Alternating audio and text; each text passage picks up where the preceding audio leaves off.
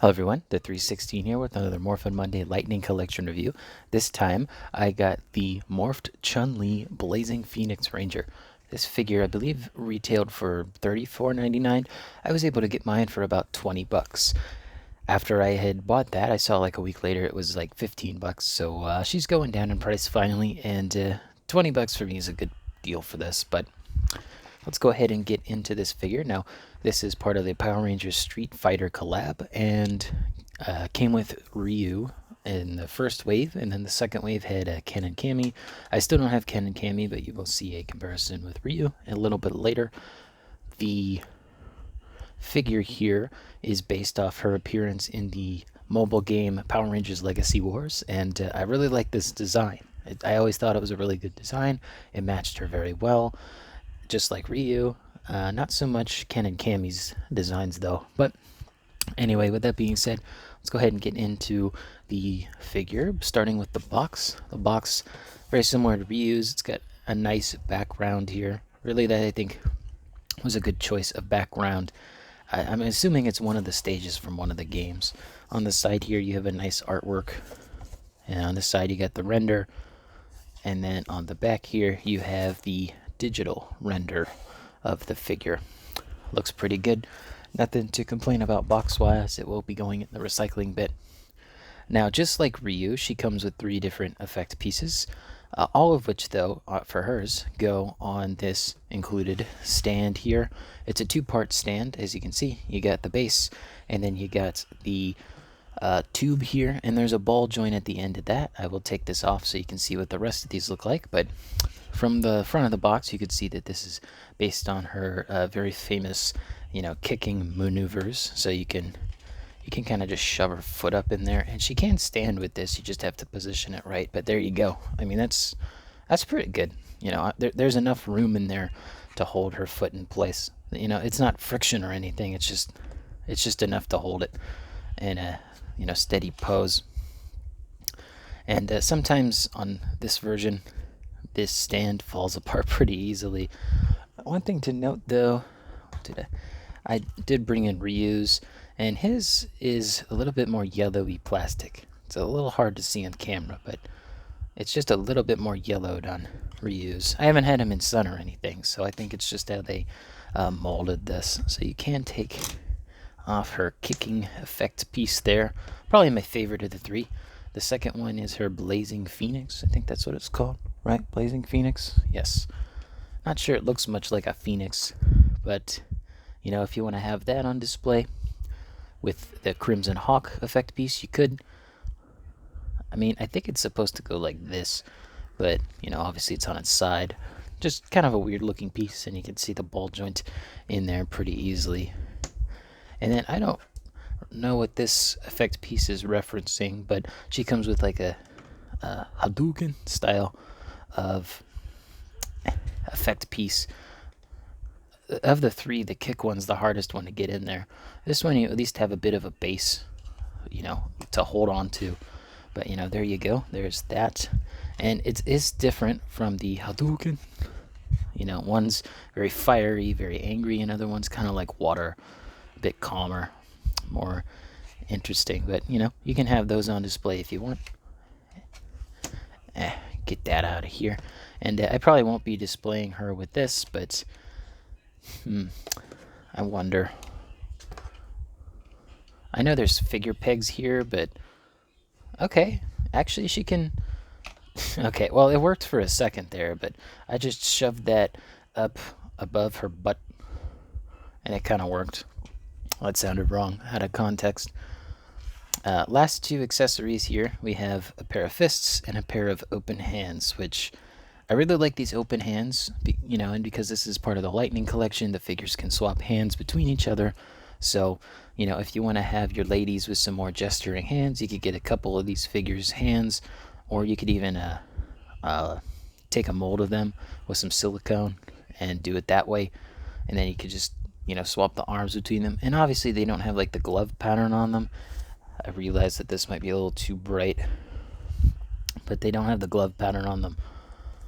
I will say getting these hands off is a pain, mostly because of these wrist spiked, gauntlets. It's just such a weird It's a weird piece. It is not really sharp, but it definitely pokes you a bit. Same thing over here.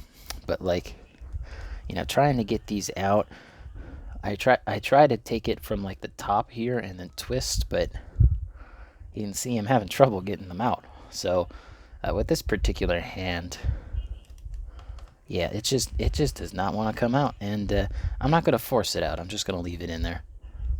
What I really like about this particular figure is just the amount of detail. They really knocked it out of the park with all of the paint work on this figure. It's very well done.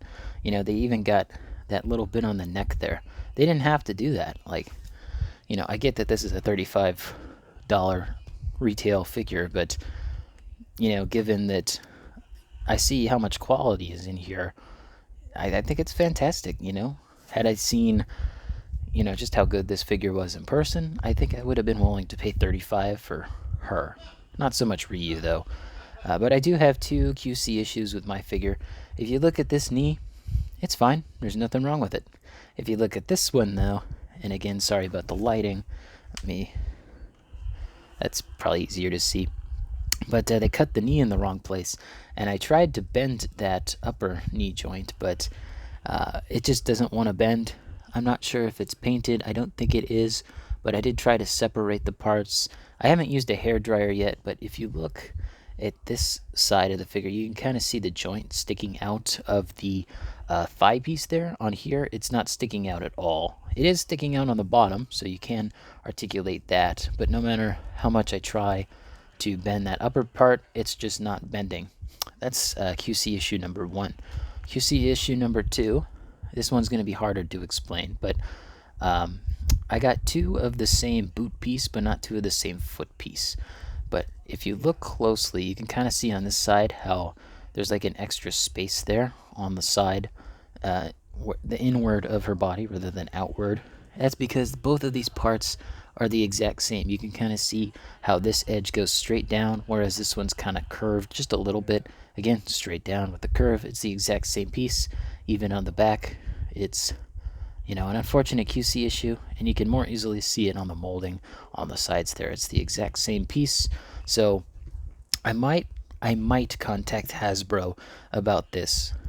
I usually contact them when I have a part swap like that where it was unintended, this being the case.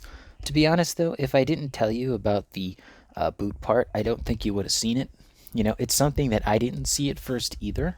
When I was taking a more in-depth look at this figure, when I had a chance to, I realized they're the same part, and there's extra space on that one. So that does suck. That is unfortunate.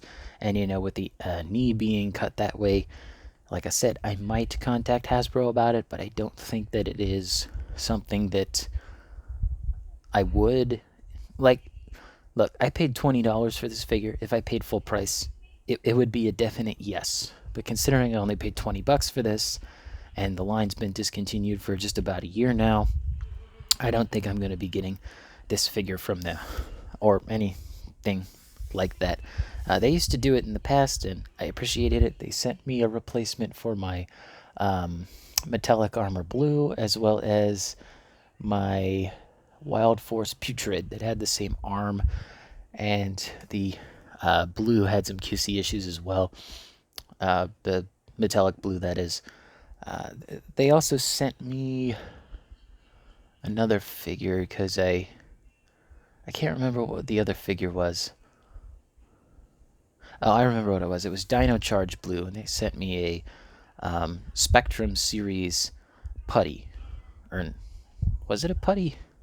No, it was a cog. It was a pop cog. That was what it was. Took me a minute to remember what it was. But, okay, regardless of QC issues, let's get back to the figure. I like that these armbands are separate. I wish that they included these with the Dragon Shield Red release, or the most recent one, because these would have worked perfectly on the female figures. I think that her arms might actually be smaller than the rest of the Lightning Collection double jointed elbowed ladies, because it's very difficult to actually get her to bend these. Like, it just does not, it doesn't bend as easy, it doesn't look as good, but it works just fine. And she does have actually really great butterfly joints Like, these are very good. And the shield, it's a thinner, softer plastic, so it doesn't get in the way. But look at that. That's really nice. The articulation in this figure is great. Proportionally, I usually don't have an issue with these figures, and this being no exception. I think that this is a perfect representation of that original model from Legacy Wars. Even the paintwork on her sash here is really well done. There's very little overspray other than on this upper portion here.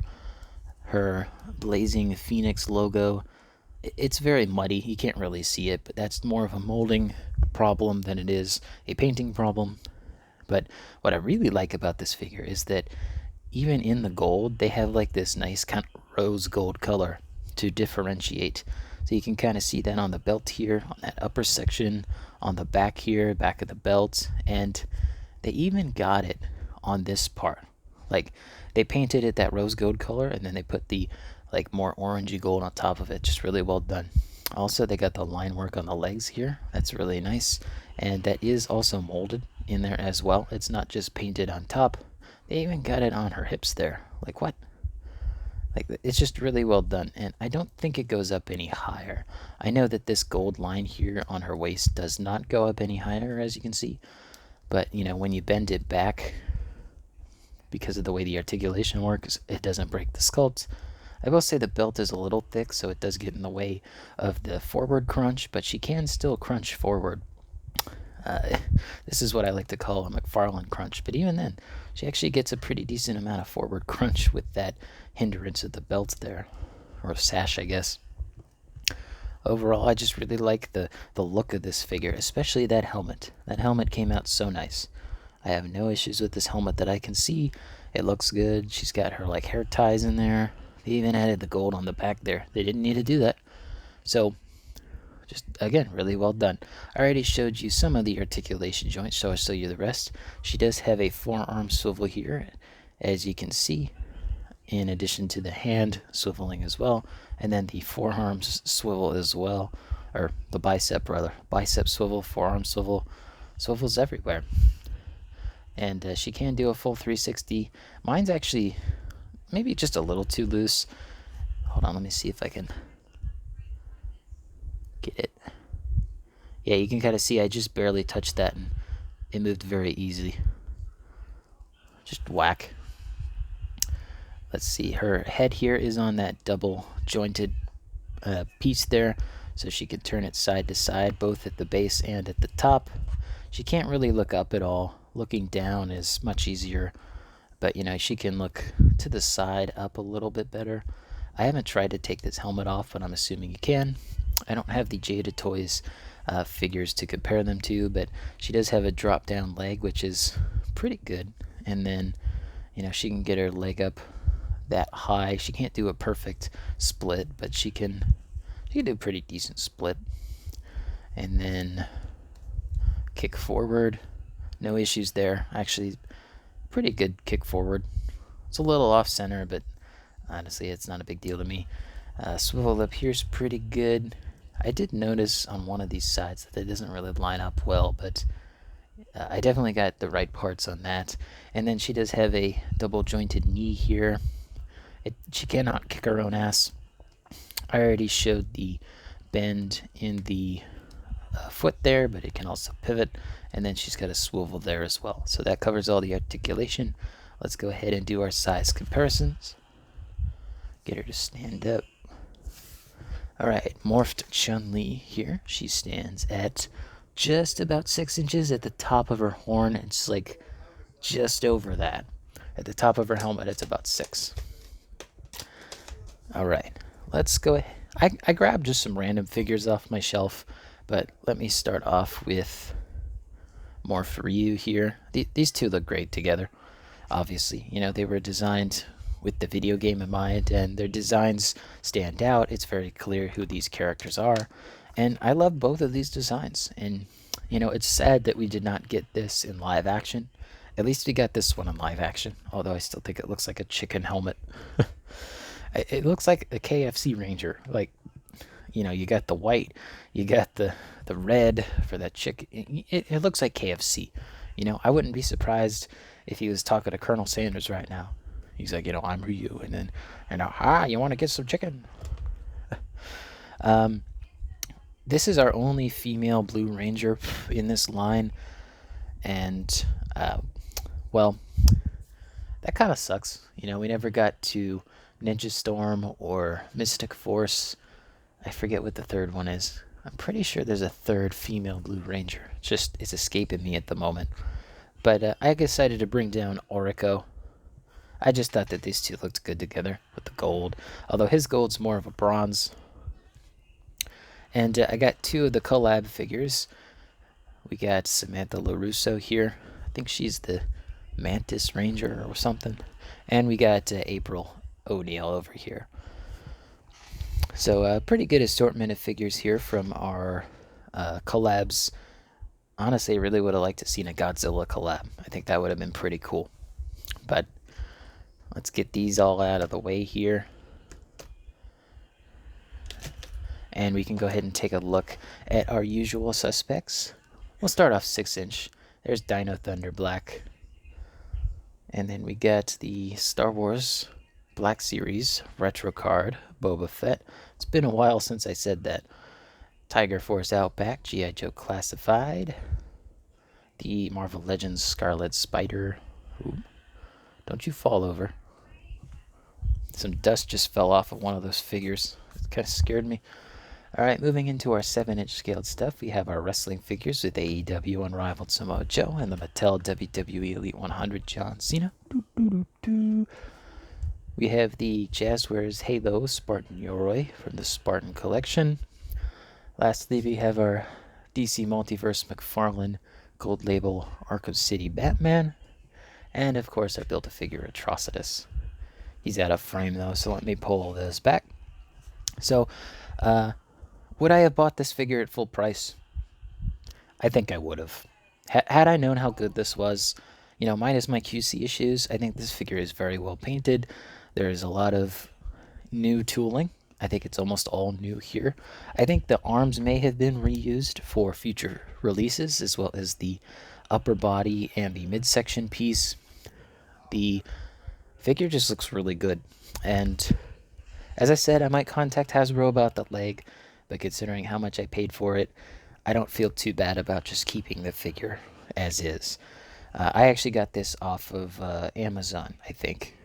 But really good figure. I highly recommend it. And, if you want to display one of your female Mighty Morphin Rangers with the Dragon Shield, you could probably find a way to pop these off. You'd have to deal with these, but if these weren't in the way, you could just slide that off the arm. So I do recommend that. I think it's a perfect piece for the lady figures. The guys, they got some, but for the ladies, it doesn't work as well. And I might do that for my cel-shaded Pink Ranger, because I see her up there with the gold tape peeling off. But anyway, hope you guys enjoyed this video. Let me know in the comments down below what you think of this figure. Don't forget to leave a like on the video, subscribe, and hit the bell. It all helps out the channel. And as always, peace.